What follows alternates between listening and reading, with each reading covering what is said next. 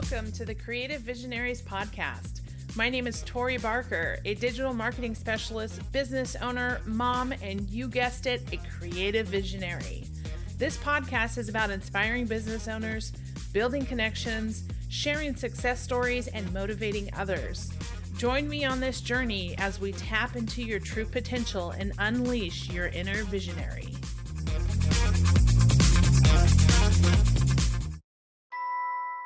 Hey there, podcasters. Are you looking to take your show to the next level? Let me introduce you to Podtask, the innovative platform that simplifies the podcasting process and equips you with the tools you need to succeed. With Podtask, you can say goodbye to the headache of managing multiple tasks and deadlines. This app provides a comprehensive systemization and task management platform that helps you streamline the podcasting process. And it doesn't just stop there. Podtask also offers AI-based marketing tools to give your podcast a competitive edge. As a fellow podcaster, I know from experience how important it is to have a reliable and efficient tool like Podtask to keep you on track. It helped me save so much time in post-production, which allows me to focus on what really matters, creating great content for my listeners. So if you want to take your podcast to the next level, be sure to check out Podtask. As a special offer to my listeners, you can sign up today and get started with their free forever plan by visiting creativevisionariespodcast.com/podtask. Hi, everyone. Thanks so much for joining us again on the Creative Visionaries Podcast. Today, I have the pleasure of introducing you to a phenomenal guest, Patty Dominguez. Patty is the founder of Positioning Your Profit, where she helps service-based women entrepreneurs establish their category of one, a status making them and their competition irrelevant. Patty, welcome on the show. Tori, thank you so much for having me. I'm really excited. And even before we hit the go live button, we were already chatting away. So Yes. I have a really good feeling it's going to be a great conversation. So thank you you. always know it's a good start when you're laughing before you even hit record, right? Exactly. We had some confessions in the process. We won't share those here, but let me just say, I feel like I'm with a girlfriend having coffee at the kitchen table. So it's so fun. Yeah. Well, tell us about your business and how you got to where you are today. Thank you, Tori. So basically, as of January 16th, which is like what, in a week or so, Yeah. it'll be 10 years. I literally get chills thinking about that because once upon a time I was miserable in my corporate job. No diss on those people that choose to live like that, but I recognize for me it wasn't a good fit. The higher the ladder I went, the more depressed I got, and I was kind of looking for like, what is it going to take for me to be happy? I mean, I just felt really constrained in a lot of different ways. And it wasn't until I ventured off on my own January 16th, I worked one day in my corporate career so I can collect my big fat bonus. And I bid them farewell and I ventured off. And the whole process over the last 10 years has been the greatest training school, way better than my MBA, way better than any experience that I could have gotten, because I really feel that entrepreneurship is the greatest personal development school. Also coupled with trials, tribulations, it literally teaches you fortitude and resilience that there's no way that you can, in my opinion, right? In my opinion, develop that after having been in corporate for 18 years. I know I don't look a day over 28, but it's true. So, and then just over that's what I say. I took it. No, seriously. I'm like, okay, my eye cream's working. But yeah, for over 10 years, I've just really, initially, I had this attitude where I was just like, F you, corporate, I'm never going to go back. I just negated so much of the skill set that I had learned. And I had to learn that that was ego. And I had to learn that I was in a different arena altogether. So I went through all of these crazy emotions like a roller coaster. Like first I'm like, F you. And then I was just like, yeah, I felt empowered. Yeah. And then you're like, oh my God, what did I do? A multiple 6-figure salary and stock options and all the things. And then I really recognized it's like, okay, I have to create new money. This was a quote that I got from an early mentor of mine. I was losing my mind at a conference about like, oh my God, I don't know what I'm going to do. I don't know if I can make it as an entrepreneur. And then he said to me, "What are you worried about? Entrepreneurs create new money." And that one statement literally changed my mindset around it. And I still get chills when I say it because it's so true. And the important thing here is that it's up to you, whatever you're going to create. And once I understood that premise, I literally got to work, rolled up my sleeves, and literally replaced my income in that same year, which is pretty substantial. And I was so happy, not because of the money, but because I could prove to myself that I can make it happen. And so I'm so passionate about this whole entrepreneurship deal. Just through this experience, I recognized that my highest value is freedom, which of course is why I didn't do well in corporate. Not that I didn't do well career wise, that I Right. didn't do well with my mindset, right? I felt trapped. I was like, oh my God, this sucks that I have to ask to take off and all these things. So it's been a huge learning and I'm so grateful. And so now my biggest thing is like, how do I help women, entrepreneurs in business, establish category one, which to me means own the thing that makes them unique? Because in the corporate environment, I worked on a lot of different product launches, new product introductions, and there was so much conversation had on that topic of positioning. Like, Yeah. how do we stand out from the rest? And I don't think that there was enough of that conversation happening in the entrepreneur space. So that's kind of where I planted my flag. And that's what I talk about all the time. I love it. Well, and it's like, entrepreneurship is kind of like a school of the hard knocks. Like Oh my you gotta gosh. like live it, learn it, cry a little, bleed a little, and then you rise to the top. It's so true, but it teaches you so much in that process. Self-trust, self-awareness, radical responsibility, managing failure and understanding it's not failure, it's just feedback. Like there's Yeah. so many things to it that I just wouldn't trade it for anything. Yeah. It's made me a better human, I believe. Absolutely. Yeah. And so many people talk about like you said, your MBA, you've got all this like traditional schooling, and so many people talk about, gosh, I never learned that in school. And once I became an entrepreneur, I had to figure it out myself. And so it's like, oh my gosh, it's so interesting to think about, our generations to come, because I think entrepreneurship is booming, and way more popular than it had been, at least when I was a kid. Like I never knew Yeah. about what entrepreneurs were or people who had their own businesses, but now it's so almost common, or, something that is attainable. So I'm curious to see how our generations to come evolve with this new availability of creating their own business. As a podcaster, you know that creating great content is only half the battle. That's where Remarker comes in. Remarker is a podcast branding, production, and marketing solution. Whether you're a seasoned podcaster or just starting out, Remarker will help you grow your show and build your authority. So why wait? Head to creativevisionariespodcast.com/remarker. That's REMARKR, where you can book a demo and discover how Remarker's full service approach can benefit you and your podcast.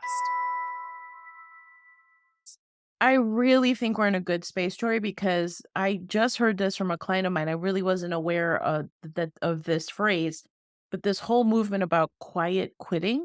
Mm, I don't know if yes, you've heard that, but that, yeah.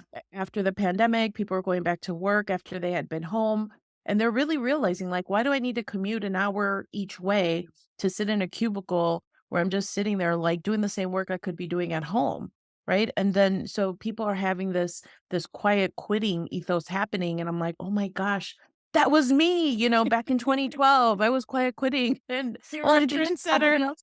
Yeah. Oh, nobody else was. People thought I was nuts. So I definitely think there's more of a movement to people really realizing that this model of sitting in a cubicle and doing these kind of things and not making your own decisions around your career, what you want to do. Having been in corporate, I speak from a place of knowing that people function with this frame of like self preservation. Like, oh, I don't want to push the envelope. You know what I mean? Like, I just want to play it safe. It becomes really confining, and like, you feel like a giant in chains about it, and Yeah. I think that there's more people that are gonna be venturing off into entrepreneurship, rightfully so, which is really good for us, right? That we're leading that charge and, really coming from a place of knowing, so that'll be good. Yeah, well, talk about this from the perspective of females, right? So it sounds like you work with a lot of women in this space and talk about kind of what you're seeing in women who are coming out or coming into their own as an entrepreneur. Yeah, one of the best statistics, and don't ask me where I found it. I just found it online and I clipped it and it's somewhere in my in my Evernote. But it's all around the majority of people that are stepping into entrepreneurship that are women are over 45, which is super exciting to me Yeah. because I'm like, "Oh my God, this is it." And that's exactly it. It's like these women, the Gen Xers or the older millennials who are having gone through a corporate job, they're really looking for an encore career. That's very exciting. And so you attract who you are because all of a sudden I have this really amazing roster of clients that are all in that same space. They've had great successful careers in corporate. Check the box. I did that, but now I want something different or I want something more fulfilling. Yeah. And so it's about being, in my opinion, a conscious capitalist because capitalism somehow has a dirty connotation in some circles. And I'm like, what? I even this was a conversation over holidays that, they're like, "The problem is capitalism." I'm like, "Are you crazy? I'm such a like, but I'm a conscious capitalist." And what I mean by that is that there are people looking to venture into entrepreneurship to add value in the world. That's Right. exciting to me in their own way with their own skills and their own talents. It's like there's never been a better time to do that. So that's what's exciting to me is that these women are finding their way and they're just looking where to hitch their wagon, like, who else is in on this, you know? And really the big opportunity, in my opinion, is creating community. Because that's what people are really starving for is that connection. That's never going to go out of style. Regardless of what AI is out there, people thrive in community. And you can't duplicate that with AI. Definitely not. And networking, community, tribes, I hear people call it different things. It's one Mhm. and the same, but it's like a human function that we all have to have. And like you said, it's going away all.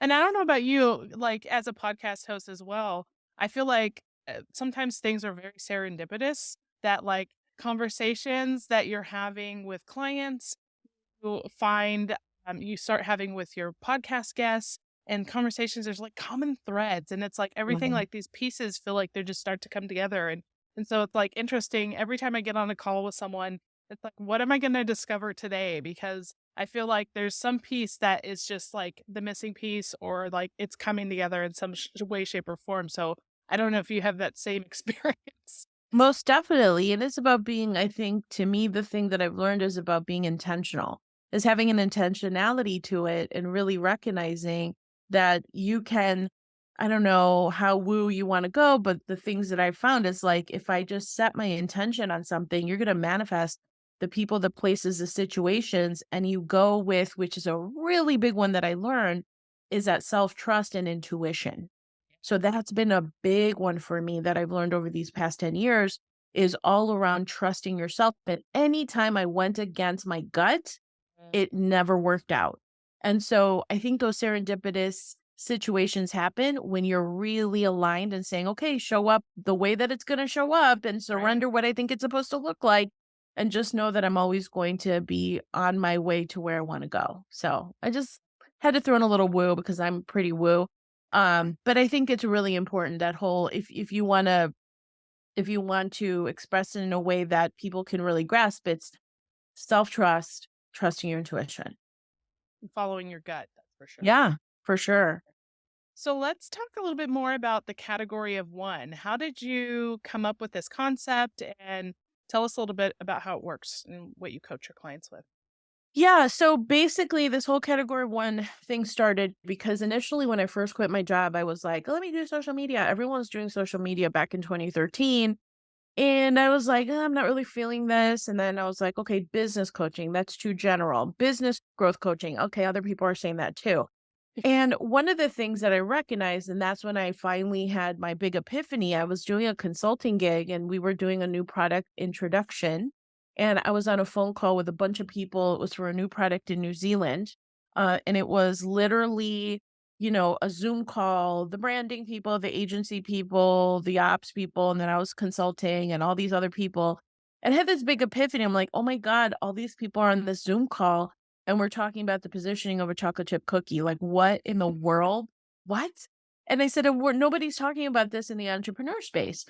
And so the idea there is category one is like when people talk in the corporate space around new product introduction, is like, what's going to be a category just, pioneer Yeah. or a category challenger, right? These are the words that they're using. I'm like, well, category one is a term that I had used or had heard once upon a time. I was like, oh my God, that so relates to entrepreneurs, right? Yeah. Just stand out in your own and really own your space. And what I mean by that is that so many people in the service-based industry, whether they get a certification or whatever they're getting, or they're a healer or a chiropractor or a lawyer, anything like that, if I meet people and I say, "Okay, so tell me what you do," they're like, "I'm a health coach." I'm like, "Okay, you've literally commoditized yourself." And the reason is because that certification is not enough, right? Right. And so, unfortunately, a lot of these programs, they're great to teach you the how to, but they don't teach you how to market the thing that you do and ultimately build your personal brand. Yeah. Because you and I could be in the same space, Coke and Pepsi. Some people like Coke, some people like Pepsi. And that's the thing. It's about branding yourself. Now, I say the word branding very carefully because most people, new entrepreneurs, get super obsessed with their logo and their website and the colors. And I'm like, nobody cares about that.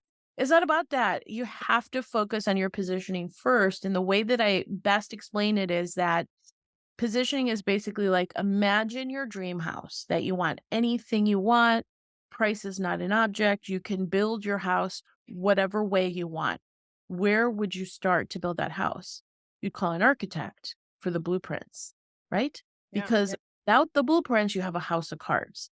So it's literally the equivalent of positioning. Positioning is that foundational strategy where most people start around branding, which branding is the visual interpretation, meaning the curtains, the paint color, the couches, what kind of, right, like paint you want, and this and that. Yeah. Don't start there. Start with positioning. And while it's not very sexy, so to speak, because let's face it, branding is more fun, it's necessary. It's Yeah. necessary because it's about really at a really macro level, it's discovering your message, your market, and your offers, right? You want to keep it really simple. And so I have this positioning to profit framework where to me, the thing that makes me different is it's not, yes, you can find positioning books and talk about positioning, but for me, the front end is internal positioning. Because the thing that I discovered as well is that your business results will meet your identity every time, no matter what. Mm. So if you have broke mindedness or an upper limit problem, I've gone through them myself where I have a great launch or something happens. I'm like, why can't I get beyond this number? It's so weird. Like I can help a client get from 10,000 a month to 80,000, but then I get stuck at whatever, at 55,000 or whatever. Yeah. That's an upper limit problem. And it's because you have an identity issue and your results will always meet your identity. Mm. So I came up with this whole system, which I call the Triad for Success, where I talk about like you got to get that straightened out first before you move into the positioning foundation, and then you move to activation. And activation basically means where most people start on activation. It's like, where should I be on TikTok or Instagram? It's like, don't worry about that because guess what? If you're just throwing random messaging out there, that's random acts of marketing and you're not going to get the results you're looking for.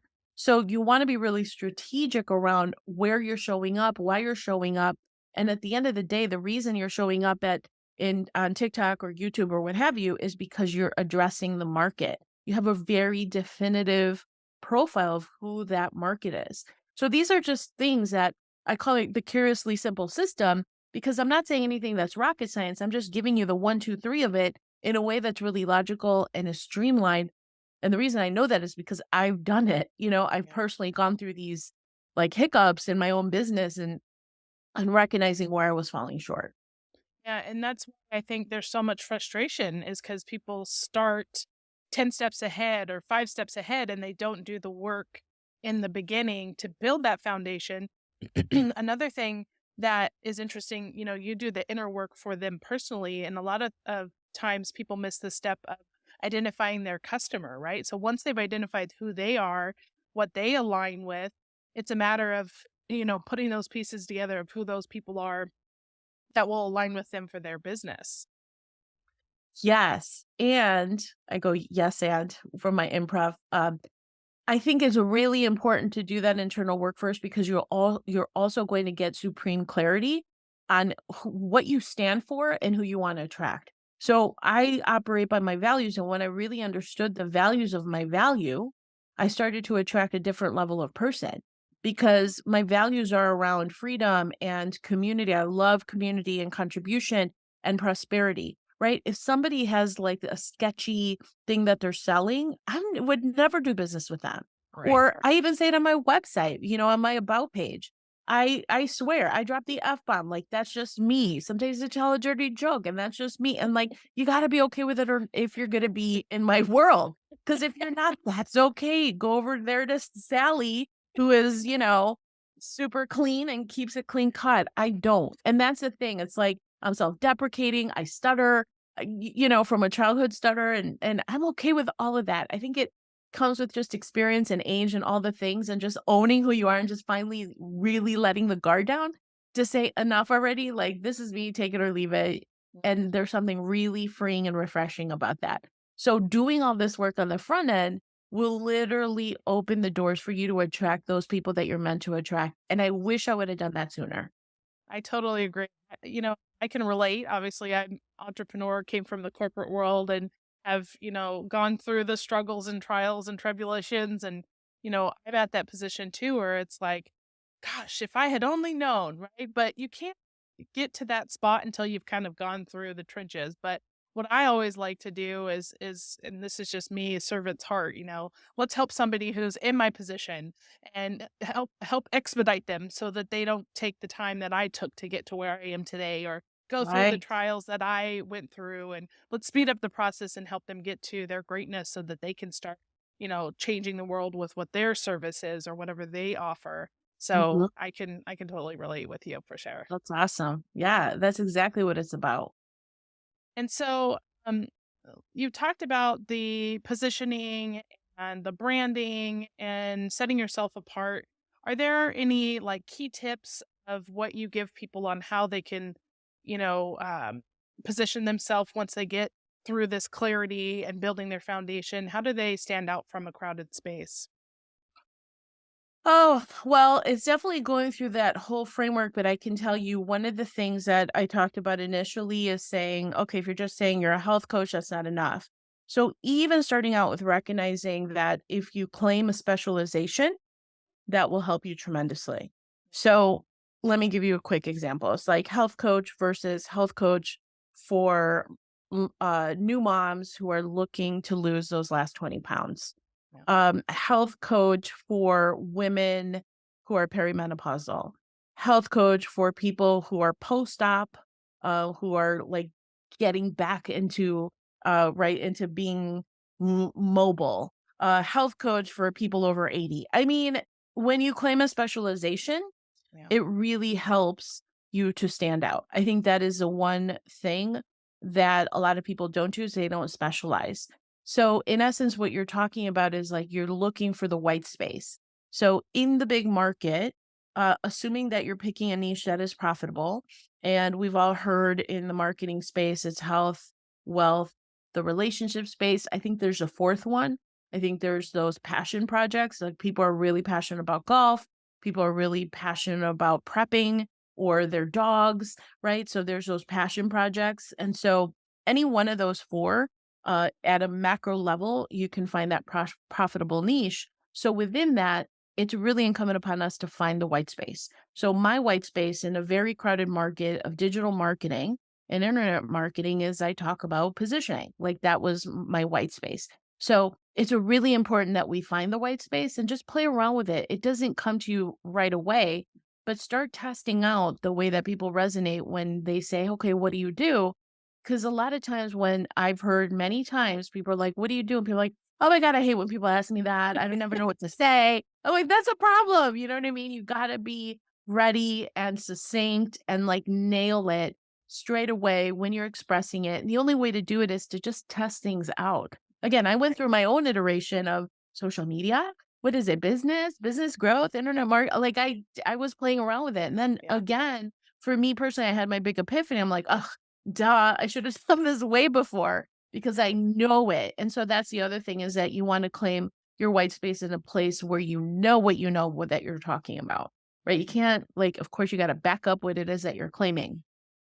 And then the other thing is really the one big thing that I'm very passionate about lately is just the visibility. For a really long time, I was like, okay, you put your podcast out there and you have your social media stuff, but is being more visible now than ever. I hate to break it to people, but that's a reality. It's like we got to be super visible Yeah. because the market is so saturated.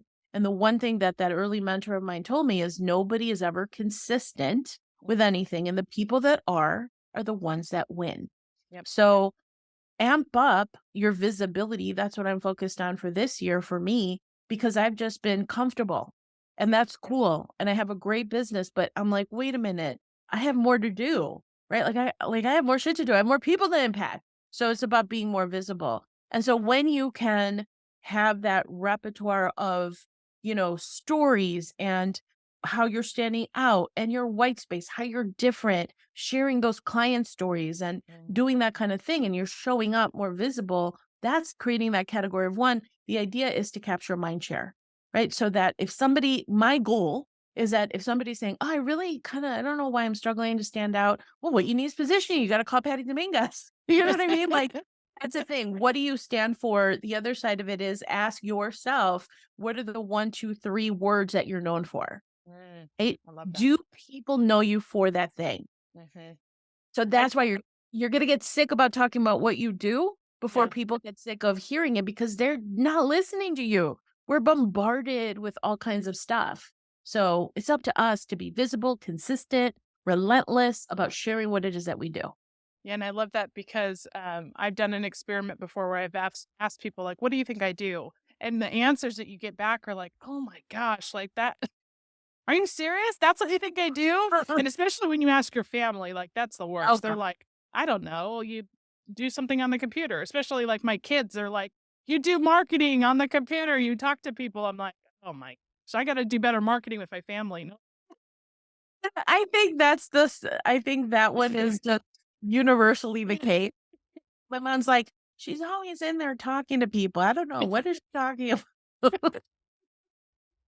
Don't worry about it. Okay, family not included, Family not included. you gotta focus on that. And I think that's what's really cool about that is that once you have that consistency and you're putting yourself on the market, you become a celebrity in that little microcosm, that little niche, right? The little niche that you can claim. And the cool thing about that is and then you can ask for those higher rates, the more premium positioning. Yeah. Which is why I was in my business before we hit the record button. Some mentors are like, you need to rearrange stuff because you're way too available. Because again, that proximity to you should come at that higher investment. So it just keeps things really streamlined when you have that. And then the other side of it is that I have this mantra that I was working on over the past 2 years because I was so burn the candle at both ends type of person. And I was like, okay, the less I work, the more I make. The less I work, the more I make. And so that's really a foundational principle for me as well, is how do we create leverage in our business, positioning you to profit even more, right? So there's this ongoing um, premise around how we're showing up and being profitable and really making the most of the assets we're building. Yeah, I love that. Well, and there's something I came across when I was, obviously researching you and looking into what you do and all the phenomenal things that you teach and I came across your positioning to profit quiz. So I wanted to see if you'd like to talk a little bit about that and maybe direct people to take the quiz and learn a little bit more about themselves. Thank you. Oh my God, you're like setting that up for me right now. That's awesome. So yeah, it's if you go to positioningquiz.com, you can take a quiz that goes into the foundational principles around positioning. So it leads into the importance of positioning, of course, having the self acuity, or in other words, the internal stuff, because most of the time, as silly as it sounds, it's our own belief that keeps us from stepping into that personality, stepping into building the brand and to the notoriety and being kind of that persona. And also, again, like I've personally experienced those upper limit problems. So all of these things in the quiz, as well as the positioning foundations, that I talked about, and then the activation. So it goes more into that. And so the quiz goes and asks the questions to see if you are positioning your personal brand and business to profit. So then it gives you a score as well as a full report. I think it's like 8 or 9 pages and then some suggestions. And then the cool thing is once you go into the quiz, there's a newsletter, and I'm a big giver. We talked, Tori, about you and I being big givers. So I have like, I think it's like 9 days of gifts, like give, just sharing like, hey, here's how you take care of that. Here's a personal branding audit course that I've basically taken and broken it down.